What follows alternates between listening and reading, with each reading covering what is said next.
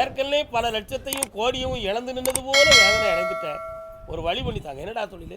உன்னுடைய கட்டுமனைக்கு நான் போய் பார்த்தேன். அம்மா நீ வந்து இருக்கிற ரோட்டில் வலது பக்கம் போனால் தான் உங்கள் வீடுகள்லாம் வருது இல்லை? இடது பக்கம் போனால் கொஞ்சம் வெட்ட வெளியும் ஒரு கோயிலும் வருது. என்ன கோயில்? சரி, கால் வந்துட்டு வா. உலகத்தில் தப்பு செய்யாதவனே கிடையாது உலகத்தில். அதனால் அதை யாரும் சொல்ல வேண்டிய அவசியமும் கிடையாது. என்னப்பா ஒன்று சொல்ல மாட்டேக்க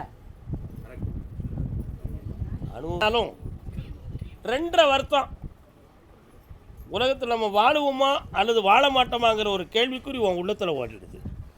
உண்மையா இல்லையாடா? ஆமாம். ஆனால் இப்போ பல்வேறு லட்சங்களை இழந்து வேதனைப்பட்டு இப்போ புதுமையாக ஒரு தொழிலை தொடங்கணும்னு ஒரு ஆசையை வச்சுருக்கேன்.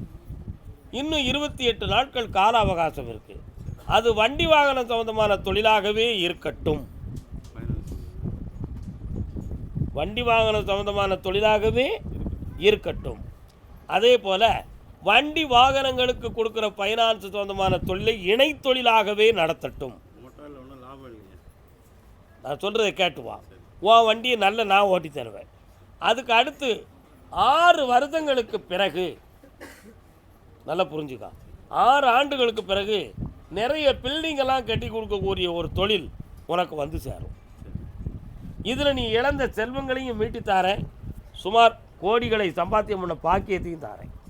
28 நாள் கழித்து என்னை வந்து பார்த்து நீ ஆரம்பித்துக்கலாம். சாப்பிட்டு